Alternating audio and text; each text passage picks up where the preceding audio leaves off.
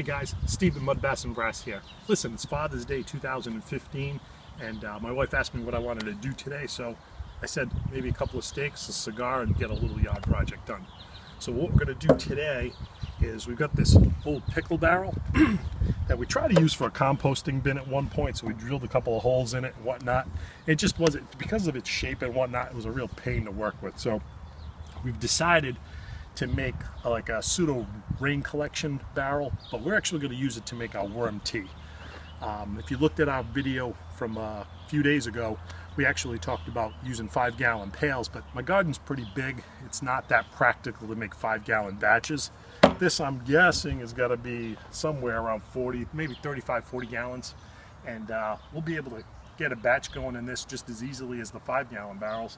And you know, it'll be a lot easier to use. So what we're going to do is we're going to add a spigot to the bottom of this today, in this hole right here. Luke works at a hardware store, so we picked up a couple of the necessities we're going to need. Also, at the beginning of the video, you saw just a scrap pile of lumber. Last year, there was a couple of condos going up relatively close by, so we asked the guy if he minded if we just kind of went through a scrap pile and picked up some stuff. We've used that pile of lumber easily 5 or 6 times now. So what we're going to use is we need a piece of AZEK. That stuff is great. It's plastic. It never rots. It'll be a perfect thing to use on the outside of this to give us the thickness that we need. And you know, in fact, I put up fencing in my garden. You've seen the fence around my beans and whatnot, and around some of my lettuce. That fencing was all from that pile. You know, don't be afraid to go and recycle this stuff, because it's a good way of using something that's just otherwise going to get thrown away. But always ask permission first. They appreciate it. They don't like people just marching through their yard, and the second thing you got to watch out for is nails. They're usually loaded with them. Did you get that on video? Yeah, I did get that on video. I picked it up quick so nobody would get stuck with them. And sure enough, what did I do? Dumbass. So, you see, we're going to cut a piece for this. It's going to be pretty self-explanatory. Real neat little project. I found a local distributor of peppers, and asked him if there was any chance I could get a couple of these, and he came through for me. So these we got for the bubble. So it's all about reusing stuff and you know, saving yourself a few bucks. Okay, so just follow along.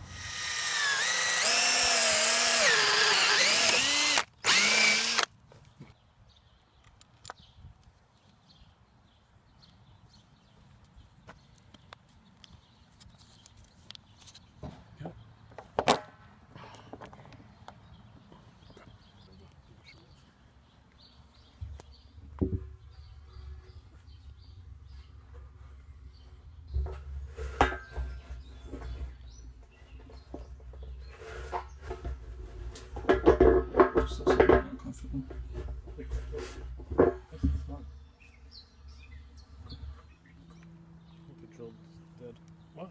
The drill's dead.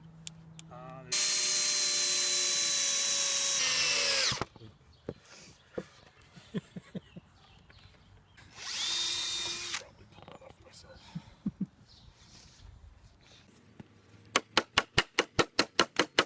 Yeah, do it.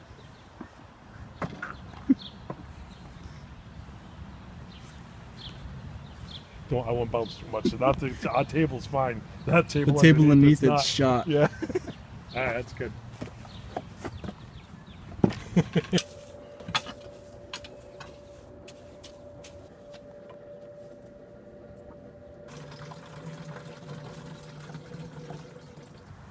Okay, guys. So we're going to continue the project that we started last week. Remember, at Father's Day, we had built this.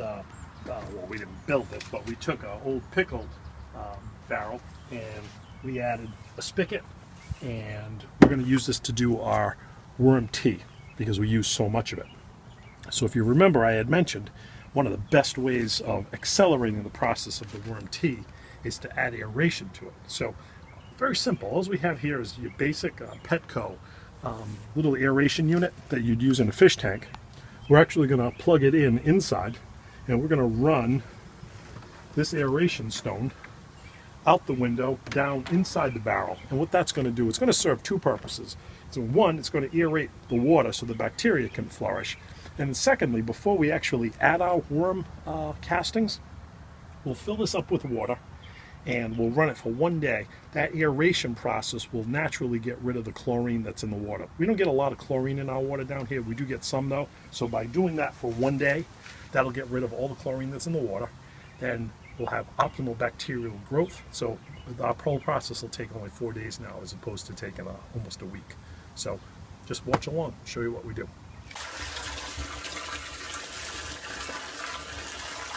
I don't really have the space to do it that way, so we'll do it this way.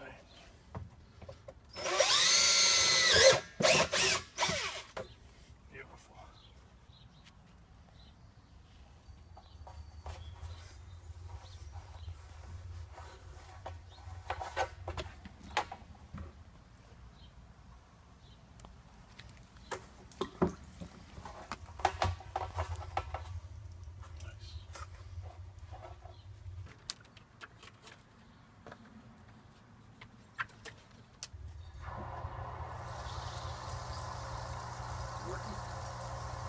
All right, so our last step is add water to our barrel.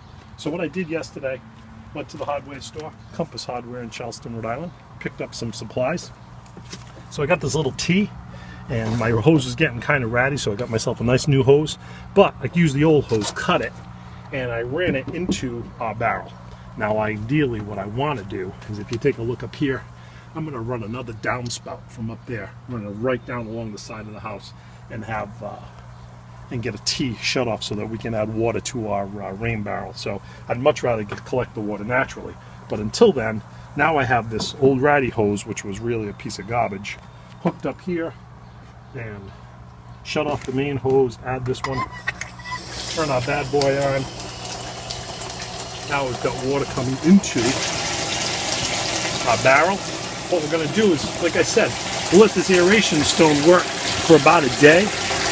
And that natural bubbling will get rid of all the chlorine that's in the water. And then this way, our bacteria has its ability to grow. I've got to give a shout out to my buddy Peter Neff. He's the one that turned me on to using the aeration stone and the whole process of composting and everything else. In fact, outside of my grandfather, my buddy Pete was probably my biggest inspiration as far as the garden goes. I learned a lot from him. He used to be my old hiking buddy and whatnot. Don't get a chance to see him a whole lot more, but I'm guaranteed I'm going to send him this video. And he'll love this. This is totally up his alley. So once this is filled, we'll just follow the same thing as we did before. We'll add the worm castings. We'll add a little bit of the molasses. Let it brew. We don't have to mix this anymore now, because now we get the aeration stone doing all that work for us. So we'll let it sit 3 or 4 days and it'll be done. We'll have perfect castings. We put the spigot up high enough so any sediment will stay at the bottom. So what we should get off here is just pure, good worm juice, worm tea, and the plants love it. Luke did a little bit of video. That's been about 5 days since we fertilized some of those plants. You can already see the difference. Okay, so as we always say here at Mud, Bass, and Brass, hope for the best, prepare for the worst.